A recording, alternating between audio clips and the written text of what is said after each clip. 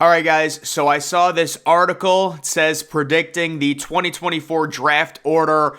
I just wanted to kind of go through this because, I realize we've got the 2023 draft coming, but the 2024 one is expected to be pretty crazy, and it does seem like we say that every year, but Caleb Williams, Drake May, I would consider them to be better QB prospects than any quarterback in this draft class. I mean, Bryce Young being the same height as Kyler Murray, that's a major concern. CJ Stroud, if it is true, he scored an 18 percentile in the 18 percentile on that cognitive test. That's a big red flag. And then Anthony Richardson and Will Levis have obvious flaws. So I do think there's a number of teams that are quietly setting up right now to go full tank mode next year. And I'm just going to react to this article and what they've been saying about who the top teams in the draft will be for 2024.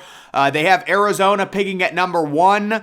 I guess I can see it. I think Arizona made a really bad hire. I believe they hired one of the coordinators from Philadelphia who just looks completely in over his head, unqualified. So, listen, we'll have to see. Kyler Murray, I heard he might be coming back a little bit faster than expected, but yeah, Arizona is in a really bad spot. They gave Murray that massive deal like after 3 years. I know Kyler has kind of shown flashes of being a franchise quarterback.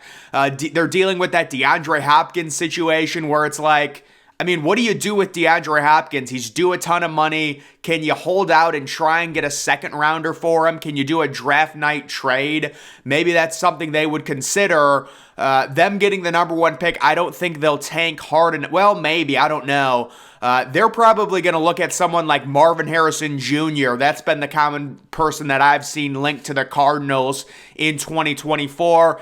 Indianapolis getting the number 2 overall pick, I think they'll be better than that. Not by a ton, but this is an Indianapolis team that does still have a good offensive line.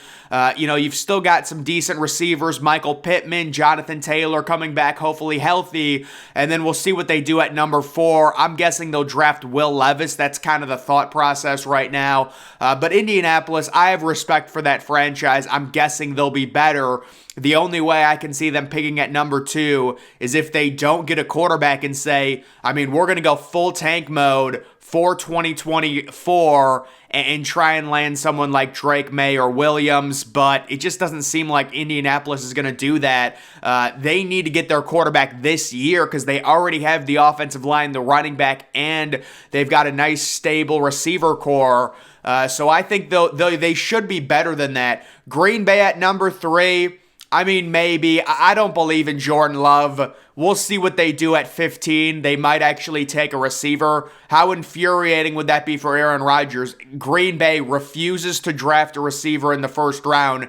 Aaron Rodgers last year gets stuck with nothing, no wide receiver core, and then he leaves and they end up taking a receiver, but I'm guessing they'll end up trading Aaron Rodgers on draft night, probably for a second-round pick. I know they're holding out for a first-rounder. I don't know. I think they'll get a second-rounder, maybe 2 second-rounders. We'll see. Could they be that high? It's possible. If you're Green Bay and Jordan Love is not it, What's the worst thing that can happen? You tank for 1 year and you get Drake May or Caleb Williams. I don't think that's that bad. If I was Green Bay, I would actually be more intrigued about getting draft capital for the 2024 draft in the event you have to move up into the top 3 to draft one of those franchise quarterbacks. I know there's also Quinn Ewers, Michael Penix, QBs like that are kind of wild cards, so we'll see. Houston at number 4. I can see it, honestly. Houston is just not built well. I thought both of their first-round picks last year were bad. Drafting a cornerback inside the top 3 is horrible positional value.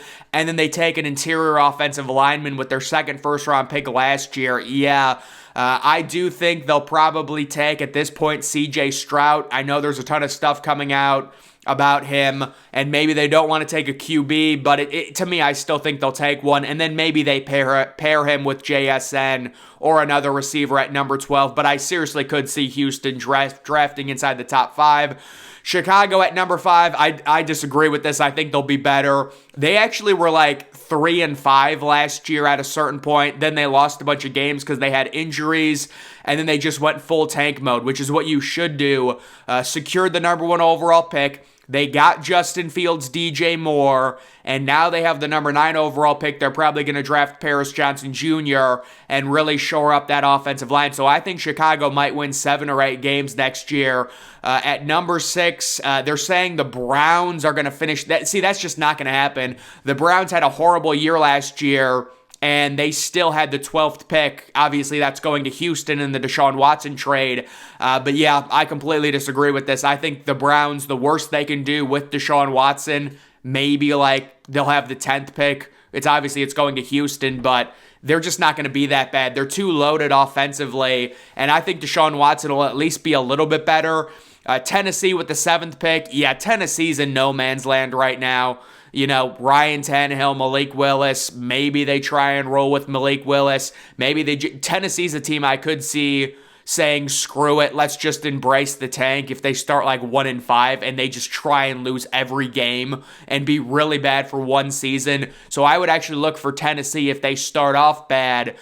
The other thing is, like, what do you do with Derrick Henry? Derrick Henry is going to lose value the more carries he gets, the more he ages.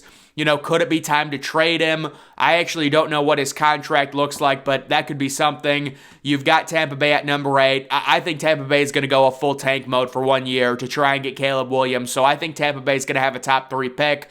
It seems like they're going through the motions right now. They're doing the whole, oh, we like Kyle Trask. It's the exact same thing Houston did last year with Davis Mills. It's completely ridiculous. You really like Kyle Trask?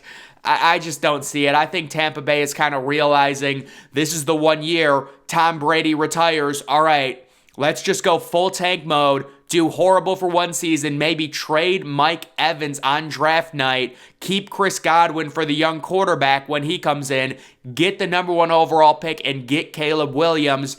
And now you've already got Chris Godwin and now Caleb Williams to build around. I think Tampa Bay should do something like that. Washington's in basically no man's land right now. Sam Howell, I mean, they could be another team. If it's looking like Sam Howell is bad, could they go full tank mode in like week 7 or week 8 and just whatever, lose the games and try and get like a Drake May, maybe a Quinn Ewers if they don't have a top 2 pick, maybe. I do think Pittsburgh's probably going to be a little bit better than this. We'll have to see with Kenny Pickett. Vegas at number 11. I think they're also going to be better. Jimmy G is kind of underrated. He's nothing special. He gives you a very low ceiling, but he also gives you a high floor. And as long as Vegas has, Adams and Renfro and Jacobs, they should be decent. They're a team that's going to win maybe 8 or 9 games. They'll be like 500. I see them picking like 15th or 16th next year. Baltimore, obviously, I do think they'll re-sign Lamar Jackson at this point. You really can't predict right now because that whole situation has to play out. But if they do re-sign Lamar, I do expect them to probably pick at like 18th or 19th. I mean, what a weird situation that is. They gave OBJ that massive contract with a bunch of incentives, and it's like, is that a lure to try and get Lamar Jackson back? And then Jalen Hurts signs that deal with so much money not guaranteed, but Lamar Jackson wants a fully guaranteed contract. I think Lamar Jackson needs to hire an agent and get over himself because it's clearly not working out right now for him, and it's going to end up possibly him getting franchise tagged again and refusing to play. He needs to take his money and just move on. The Deshaun Watson contract was a one-off, and this is just turning into a really ugly situation with Baltimore. We'll have to see what they end up doing, but they're going to give him a big deal if he wants to accept it, but it does seem like he's holding out for more guaranteed money. I think Jalen Hurts is better than Lamar Jackson, I'll be honest. So I know you could say Jalen Hurts isn't an MVP. Well, I mean, Jalen Hurts was, one bad call away from winning the Super Bowl possibly against Mahomes. So, I don't know. Next, you've got the Rams. So this is another team that a lot of people are saying they're going to tank next year.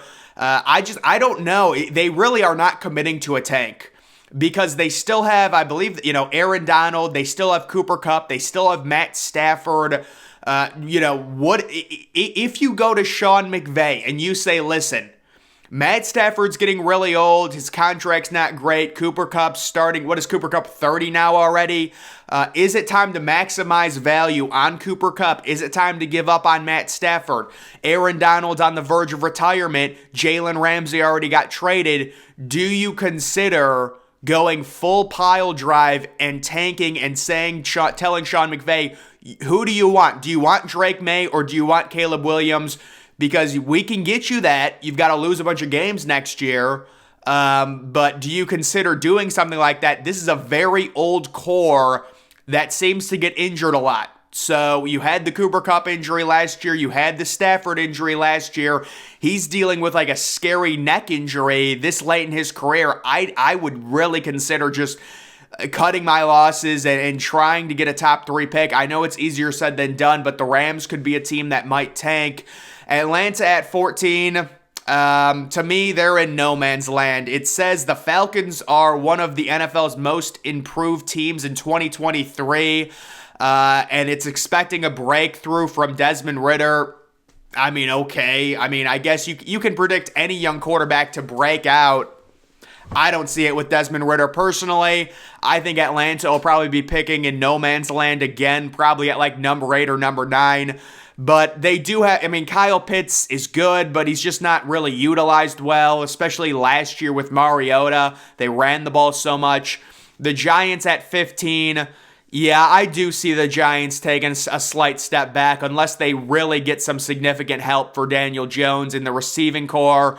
Saquon Barkley, the contract situation, we'll have to see. New England at 16, I could see them picking earlier than that. They have a quarterback problem with Mac Jones. Bill Belichick seems like he's not sold on him. New Orleans at 17, yeah, that seems about right. Pretty average with Derek Carr. I like Chris Olave, things like that, but yeah, they are what they are. The Chargers at number 18, I could see the Chargers going into a little bit of a playoff run, maybe picking in mid-20s. Denver at 19, so they're really thinking the addition of Sean Payton is going to improve the Broncos. Maybe Russell Wilson, has a huge bounce-back year. I think Denver's probably going to be picking 11th or 12th next year. But listen, Russell Wilson does have a good track record. Maybe it was just a one-off bad year. They've got Chicago with Carolina's pick. So, Carolina with a rookie quarterback, I do not see them having a winning record. I think Carolina maybe will go 500, which would make this pick like 15th or 16th.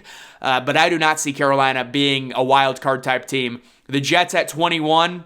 What happens with Aaron Rodgers? I'm guessing they're going to get him. That seems pretty logical. Seattle at 22. I think, that seems logical with Seattle. I do think Geno's going to regress a little bit next year. Minnesota at 23. It always seems like Minnesota picks at 23. I think they're picking at 23 in 2023 as well. Miami at 24. What is going on with Tua? What if he has another concussion? It's got to be a major worry if you're Miami. That's just a bad situation, sad situation there. Jacksonville at 25. Yeah, this would have them going pretty, into the playoffs. I can certainly see it. They won a playoff game last year. Trevor Lawrence is only getting better. Detroit at 26. I don't see it. I think people are overrating Jared Goff. He had a bunch of garbage time stats. I think Detroit will probably win 9 or 10 games and pick like 19th or 20th, not 26th. Dallas at 27. Yeah, that's logical. I do hope the Cowboys take a tight end in the draft, preferably Dalton Kincaid. I think that's a great match for Dak. We'll have to see what happens there. San Francisco, they're loaded. They're probably starting Brock Purdy. I would say the main thing with San Francisco, do they trade Trey Lance? That's kind of one of the storylines. I don't think they will, because you would be selling him basically extremely when he has no value. And I still think Trey Lance is probably better than Brock Purdy. I know it's crazy, but you have to understand Brock Purdy has so many weapons. I don't know, man. I guess we'll see. And then they do have Buffalo at 29. So Buffalo, they always seem to be right on the edge, but they can never get over the hump. I think I'll probably pick them to go to the Super Bowl next year just because I want to be different. But that's kind of what everyone does. So, I mean, Josh Allen's a top 3 quarterback in the NFL. They'll probably be picking really late. Cincinnati with Burrow, they'll be picking really late. And then, it's not going to be a Super Bowl rematch, but all these teams are probably going to be deep into the playoffs. Philadelphia, they might kind of have a letdown year next year, but even if they have a letdown year, I still think they're getting into the wild card, which would make them pick kind of in the early 20s.